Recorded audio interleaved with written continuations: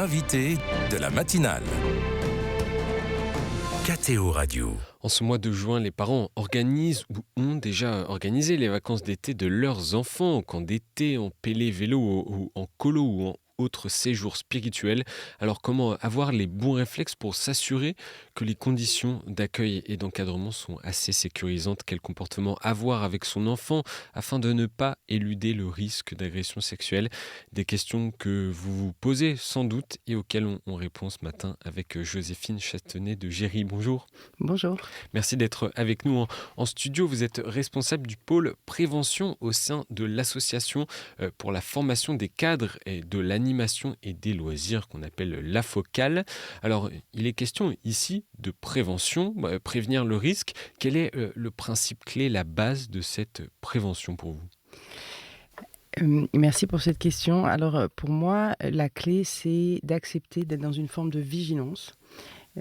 Pas de la paranoïa, parce que sinon on ne fait plus rien, mais d'accepter de se questionner par rapport aussi bien au fonctionnement d'une structure qui accueille nos enfants que d'accepter de se questionner par rapport au fonctionnement de notre enfant, aux questions qu'il pose, pour faire monter ce niveau de vigilance qui n'est pas suffisant dans les lieux qui accueillent les enfants. Donc le point clé, c'est la vigilance. Que faut-il apprendre à son enfant? Quels sont les bons gestes, les bons réflexes qu'il doit avoir?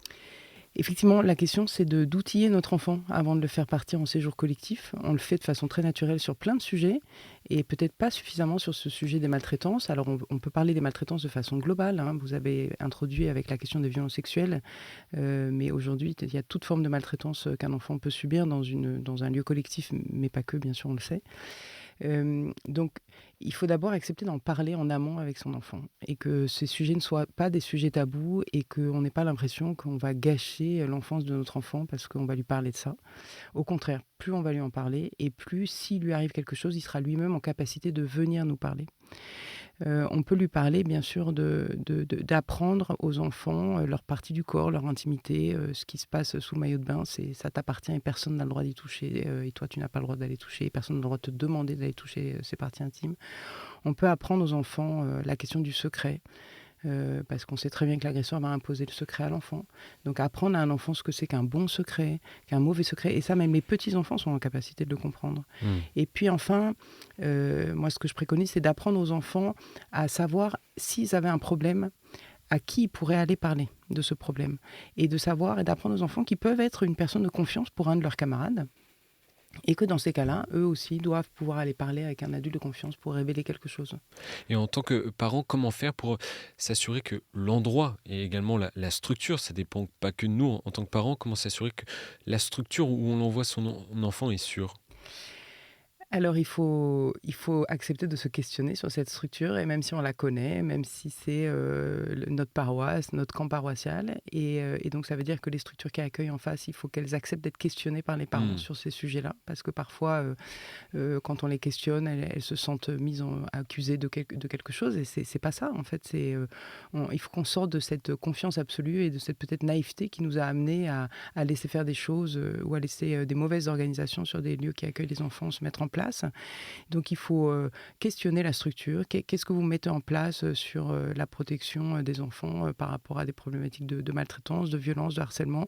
On voit de plus en plus, on entend parler en fait de la problématique de harcèlement à l'école arrive aussi dans les séjours collectifs parce que les enfants arrivent de l'école et donc ils arrivent quand c'est des groupes d'enfants. Et donc qu'est-ce qu'on met en place pour traiter ces situations-là ou anticiper ou prévenir ces situations-là? Comment est-ce que vous vous êtes organisé? Comment est-ce que vous avez formé vos animateurs? Est-ce que dans le cadre de fonctionnement de l'accueil de l'enfant, vous allez en parler aux enfants en amont, ou est-ce qu'il y a une petite charte de fonctionnement qui évoque ce sujet-là aussi, et pas que des problématiques d'organisation, de problématiques de violence, peut-être, enfin de risque d'intégrité physique de l'enfant, parce que ça, souvent, on en parle très facilement, mais de la problématique de l'intégrité morale et psychique, on en parle beaucoup moins. C'est aussi aux parents de sensibiliser les responsables des séjours? En tout cas, de les questionner, de les forcer à se questionner. Et moi, je trouve que si c'est les parents qui les questionnent, ça va les obliger à communiquer sur ce qu'ils font. Alors parfois, il y en a qui le font très bien, mais qui ne communiquent pas.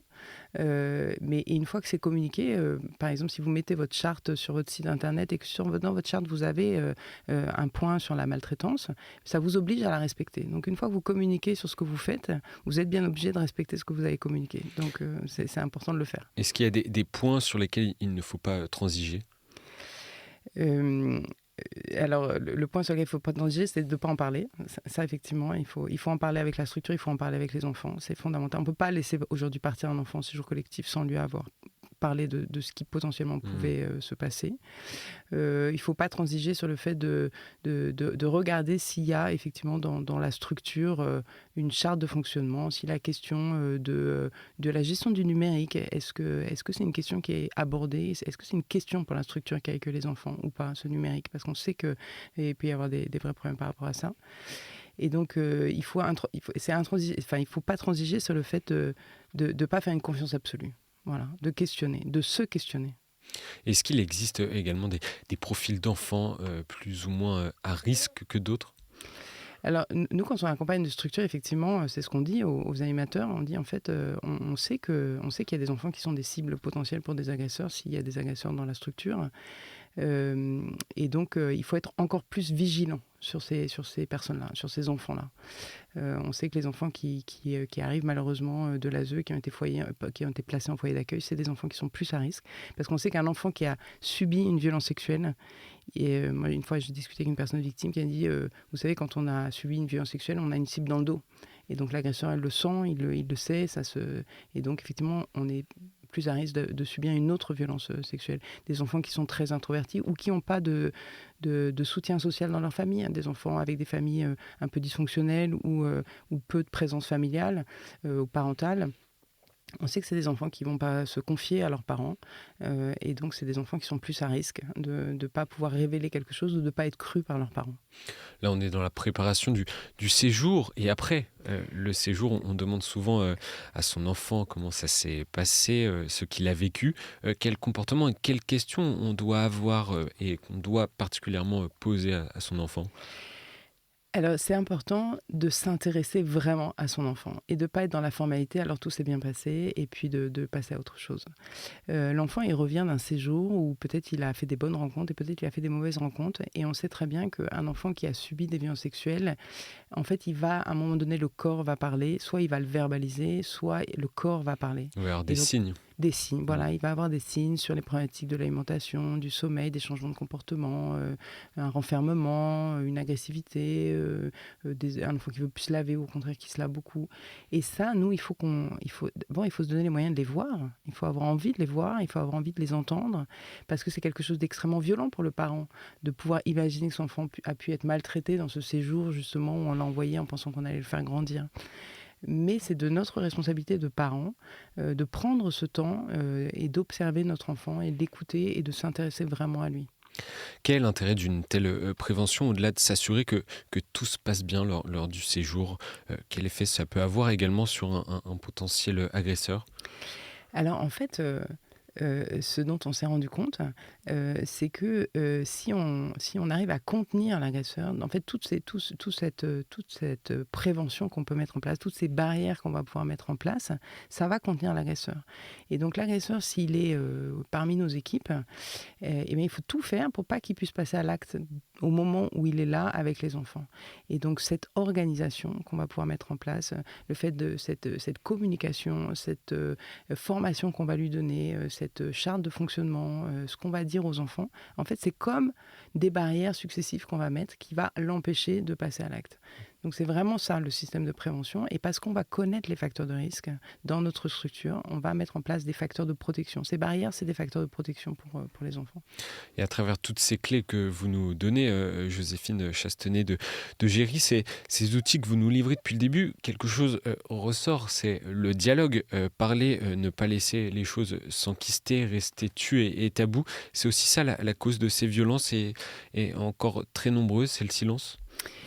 Oui, malheureusement, c'est encore le silence. Alors, Ce que l'on sait, c'est que la violence, et en particulier la violence sexuelle faite sur un enfant, c'est quelque chose qui est impensable parce que c'est quelque chose qui est effroyable. Donc, en fait, c'est impensable. Donc, en fait, on n'y pense pas. Et donc, en fait, on n'en parle pas. Et quand on demande de façon très spontanée aux personnes, mais pourquoi est-ce que c'est si difficile de lutter contre les violences sexuelles, le mot qui revient tout de suite, tout le temps, presque tout le temps, c'est tabou, c'est un déni, c'est secret. Et donc, c'est fondamental, aussi bien avec nos enfants que dans les structures qui les accueillent, d'accepter de dépasser cet impensable. Malheureusement, on est obligé de le penser parce que, en fait, c'est une réalité. Les violences faites aux enfants, c'est une réalité. 160 000 enfants qui subissent des violences sexuelles par an. C'est un chiffre qui nous a été révélé par la Civis. On connaît les chiffres qui nous ont été révélés par la SIAZ. Donc, cette maltraitance des enfants, elle est là, elle fait partie de notre société. Donc, nous, parents, et nous, acteurs éducatifs dans les lieux qui les accueillent, c'est de notre responsabilité de la penser et donc de la prévenir. Cette vigilance que l'on comprend nécessaire fait rendre compte que le risque en fait est un peu partout. Comment ne pas verser dans la paranoïa? Voilà, c'est une question qui est très difficile. Hmm. Comment ne pas verser dans la paranoïa? Eh bien, c'est justement d'abord de se former, d'accepter d'en parler et de ce qu'on disait pour introduire, d'être dans cette vigilance et d'accepter de se questionner, d'accepter de questionner une posture éducative qui va nous sembler pas ajustée, d'accepter une organisation qui va nous sembler risquée, et surtout de ne pas accepter de faire porter le risque sur l'enfant. En fait, quand dans une organisation ou quand même en tant que parent dans notre structure, on s'organise et on se dit, bon, bah là, il y a un petit risque que l'enfant, qu'il se passe quelque chose pour l'enfant. En fait, c'est que la solution n'est pas la bonne, c'est que notre organisation n'est pas la bonne. Voilà, et donc, moi, je dis toujours, il ne faut surtout pas verser dans la paranoïa parce que sinon, on enferme nos enfants dans une bulle et puis on ne leur fait plus rien faire et ça serait vraiment très, très dommage et ce n'est pas du tout la bonne voie. Mais en revanche, voilà, être vigilant, se questionner et accepter que l'on nous questionne. En fait, quand on est adulte en charge des enfants, accepter que quelqu'un vienne nous dire ton attitude avec cet enfant me questionne, l'organisation de ce camp me questionne, est-ce que tu veux bien m'expliquer qu'est-ce que tu vas faire, etc. Et quel message aimeriez-vous dire aux parents qui se posent des questions et qui n'osent peut-être pas envoyer leur enfant dans un camp d'été pour ces raisons? Alors j'aurais envie de leur dire que leur peur est bien naturelle. Voilà, aujourd'hui on a beaucoup de parents qui ont peur d'envoyer leurs enfants à l'école à cause des situations de harcèlement, mais qu'il faut arriver par du renseignement, par de la formation, par des échanges et du dialogue avec les structures qui accueillent nos enfants. Il faut arriver à poser des actes de confiance, mais pas de façon naïve, vraiment en ayant les réponses en face de la structure qui va nous rassurer sur le taux d'encadrement, sur l'organisation des activités, comment est organisée la surveillance, comment sont organisées les nuitées, comment sont formés les animateurs qui encadrent nos enfants. Et une fois qu'on a suffisamment de réponses qui nous rassurent, alors d'envoyer notre enfant et quand il revient, de le questionner, d'être rassuré sur son attitude. Et heureusement, il y a des milliers d'enfants qui tous les étés partent en séjour de vacances, en séjour collectif et pour qui tout se passe très bien. Et au contraire, ça leur permet de grandir, de sortir de ce qui se passe à la maison, d'aller voir ailleurs, de faire des connaissances et d'avoir une proposition éducative super, quoi. Merci Joséphine Chastenay de Géry pour tous ces bons réflexes. Un site pour retrouver ces informations et peut-être des numéros d'écoute? Alors, sur le site de la Focale, vous pourrez retrouver un certain nombre d'informations et puis surtout, on peut intervenir dans vos structures pour faire ces moments de sensibilisation auprès des parents aussi. Le site du 3018, hein, c'est vraiment une association incroyable qui fait beaucoup de bien pour accompagner les enfants sur des problèmes de harcèlement, de cyberharcèlement. Et puis le 119. Et puis la CRIP, la cellule de recueil des informations préoccupantes, qui est vraiment dans une démarche aussi de prévention et d'accueil et de conseil des parents. Donc quand on a une problématique, on ne sait pas quoi faire, à ce moment-là, effectivement, il ne faut pas hésiter à les appeler. Et je rappelle que vous êtes donc responsable du pôle prévention au sein de la Focale, l'association pour la formation des cadres de l'animation et des loisirs, avec lequel collabore notamment l'Église en France comme de nombreuses structures. Bonne journée à vous. Merci beaucoup, j'étais heureuse de venir.